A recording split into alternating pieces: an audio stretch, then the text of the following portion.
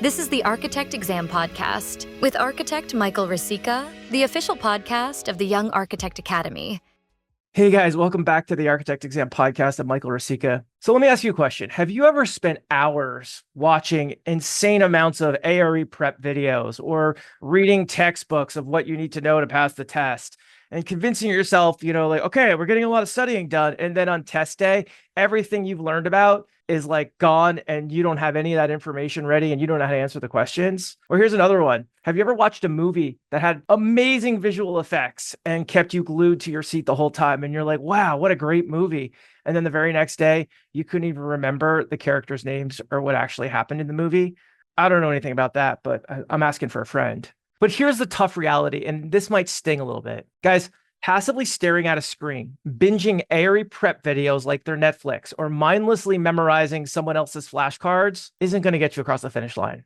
Sure, I get it. You're probably thinking, but I'm a visual learner. So watching all these videos makes a lot of sense for me. And yeah, it feels productive. You're checking off the boxes, covering tons of material, feeling good. But then boom, you're face to face with a tricky question and your brain goes blank. And all that information you spent hours absorbing, now you need to recall it, apply it, and use it under pressure. And that's where passive studying falls apart. Because watching isn't the same as learning. Just because something made sense when you saw it on a video doesn't mean it's locked in when you need it most. And today we're going to break down the difference between passive and active studying and why understand this will transform your ARE experience. But here's the deal. If you genuinely want to retain the information, pass the exams, move forward in your career, you got to stop tricking yourself with passive learning and start actively locking in that knowledge. And to help you do just that, I want to introduce to you something called the learning pyramid.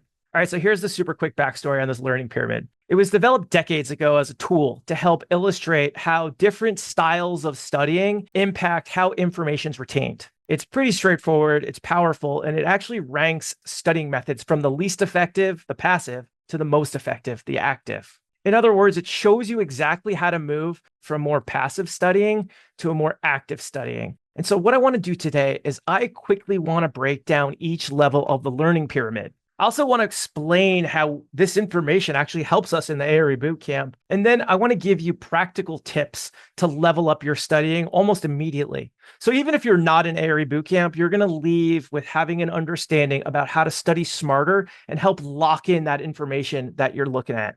All right, let's dive in. I want to explain to you this learning pyramid. And I want to make this interactive because I want this information to stick. So I'd say grab something to write on, maybe a piece of paper and a pen. We're not actually going to draw a pyramid. You could just jot down a couple of notes inside your phones, but just picture a pyramid in your head. And the smallest, least effective study methods are at the top, and the larger, more effective methods are at the bottom. And we'll start at the top, the most passive, and move to the bottom, which is the most active. All right, the first thing I want you to write down at the top of the pyramid is lecture and audio. Think of this like listening to a professor lecture to you in a lecture hall with no slides or visuals. They're just explaining it to you and you're listening. This might also be listening to audio podcasts or listening to videos that you've watched before. This is actually the least effective way to learn if you're learning it the first time. Now, below lecture and audio, I want you to write the word reading on the next line down. And think of this as grinding through textbooks like the AHPP or AIA contracts or Studio Companion or something like that. It's just reading about it, learning about it the very first time. People say, Mike, I read this chapter, but I don't know how much of it actually stuck. It feels productive, but learning the first time, very little of it actually sticks.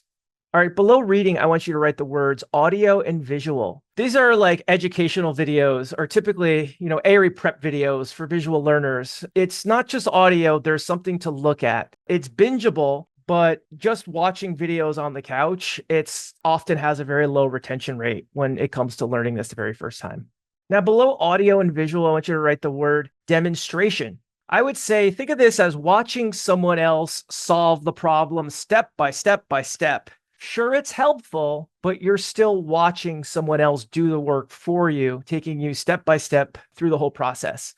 And I'd say actually on the pyramid, up until this point, everything that we've talked about has been a very passive form of studying.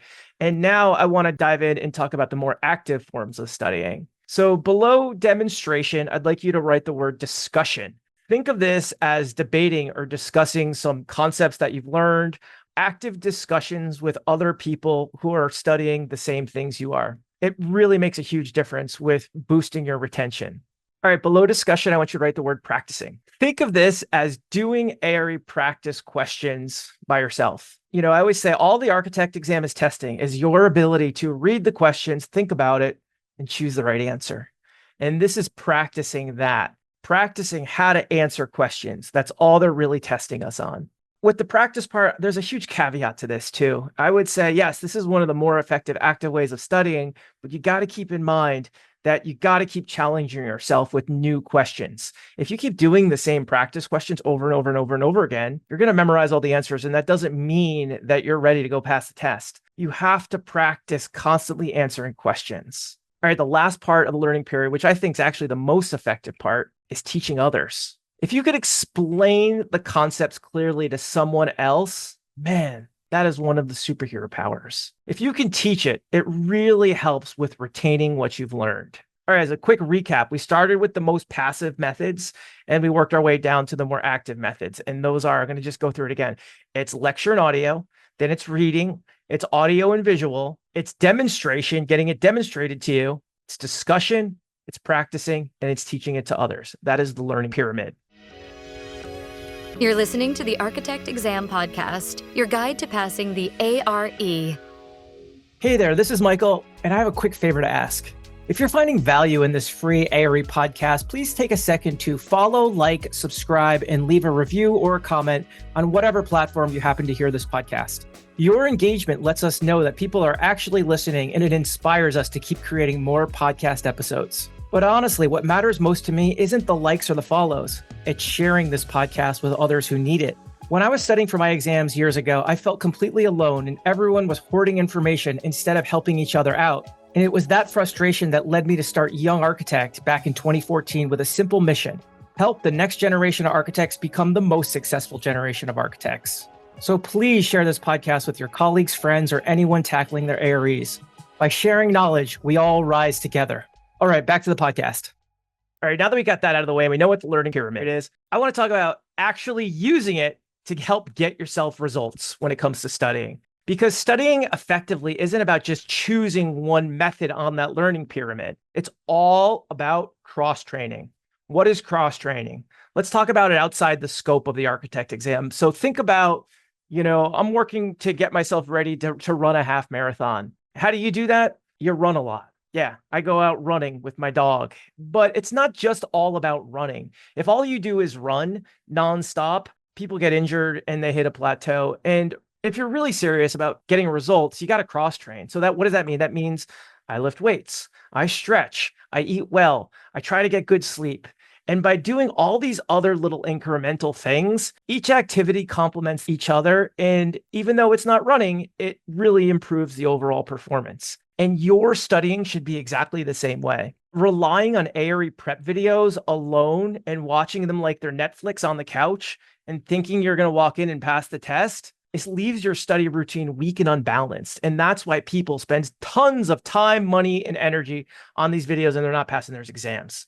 The magic happens when you tap into every single layer of the learning pyramid. And when we created the ARE Bootcamp back in 2015, it actually intentionally was built around this. So boot campers, they're listening to audio and lectures on podcasts or videos they've watched before as they drive to work or in their downtime as they move through the day. They go out for a run, they're listening to something ARE related. They're reading. They're doing a lot of reading. They're strategically using the textbooks, highlighting key concepts, simplifying directly on the page. I would say, I always tell them the first time you read this stuff, it's not going to make any sense to you, but you're going to read it 10, 15 times before you actually take the exam. So mark it up, highlight, underline, put notes right on top of the page to make studying this stuff a lot easier. All right, let me tell you how the boot campers are using videos. Yes, they're watching them, but they're not just watching them. Rather than taking silly notes, they're actually sketching out and drawing diagrams. They're drawing the diagrams themselves rather than watching someone else draw the diagrams for them. And then the demonstration part of the learning pyramid, they're watching people solve problems step by step, demonstrating how it's done. This happens in videos, or even the boot campers are constantly meeting up and studying with each other and working on practice questions. a lot of times too, they're even writing their own practice questions similarly to how NCARB's writing their questions. Now, the discussion part of the learning pyramid, I'd say the entire boot camp's a discussion, and that's why it's a coaching program. There's regular discussions basically every day in their study groups to help get a deeper understanding about what we're studying. Practicing, they're constantly challenging themselves with fresh and difficult practice questions. If you need more practice questions, go check out our ARE 101 courses at academy.youngarchitect.com. And the last part of learning pyramid is teaching it to others. In the bootcamp, I tell people, I say, listen, when you start the program and we haven't studied anything yet and everything is brand new, you're going to show up to these study sessions and you might not know all the answers, but you know what? There's a lot of people in this program who are getting ready to take the test. And you know what they need? They need someone to explain it to. And I want them to explain it to you. And then in a couple of weeks, you're going to be explaining it to someone else because it really helps you kind of lock in what you've learned if you can explain this concept to another person and help them understand it. And I'd say that's how cross-training works with the architect exam. It's not just leaning into one small element of it, it's using the entire learning pyramid. I think that's probably most effective. And believe it or not, you're going to find more time to study for the architect exam than you ever thought you had if you start using all these different elements. Yes, I know teaching it's the most effective and probably listening to people talk to you, it's the least effective, but I'm not saying that, you shouldn't listen to audio or watch videos, but it should definitely not be the only way that you study. All right. And before we wrap this up, I want to address a myth with the architect exam. Is a lot of times people come to me and they say, hey, Michael, I'm a visual learner, and do you have study materials to help me as a visual learner? And here's my thoughts on this is, guys, we're all visual learners. Watching someone else draw the diagrams and sitting on the couch and watching all these videos like it's Netflix, it's not going to help you pass these exams. It is your job. You need to draw those diagrams and you need to draw them every day. And you got to burn it in the back of your brain and be much more active with studying. Too many people think they can pass all these exams by just sitting on the couch and watching videos and never opening a textbook. And I want you to know that ARE prep videos, all they are, it's just someone else's interpretation about what you should be studying. But here's the good news. Reading starts to get a lot easier. It starts to get easier the more you do it. It's like playing an instrument. No one was good at playing the piano the very first time they sat down at one. And the more you do it, the more you practice reading and marking things up and using that as a tool, it's just one of many tools in your toolbox to pass these tests. So here's the bottom line. If you want to pass these tests, think about this learning pyramid I talked about and start getting a lot more active with your studying. And don't just lean into one element of it. We're talking about audio, reading, visuals, demonstrating it to others, discussing it, practicing how to answer questions, teaching it. You should be cross-training. That is how you study for the architect exam, cross-training your brain. And so my challenge for you is to make one shift today. Instead of sitting on the couch and passively watching another video, sketch it out. Start drawing the interrelationships of everything that we're talking about in these videos. And instead of skimming your notes, actively explain a concept out loud or tackle more practice questions, find new practice questions to be working on. Because passing the architect exam, it's not about binge watching videos or memorizing textbooks. It's all about actively engaging with every level of learning and getting a deeper understanding at it. The bootcamp has always used all these different elements as part of our curriculum. And if that's something you're interested in, feel free to reach out. We could talk about if it's the right program for you. But even if bootcamp isn't your next step, stop studying passively. You can absolutely accomplish this goal of passing the architect exams. It's not an easy process, but it's also not impossible. And the fact that the more you engage and the more fascinated you become with the process, it really starts to become more rewarding. So stop waiting. Let's get more active and let's get licensed. You guys can 100% do this.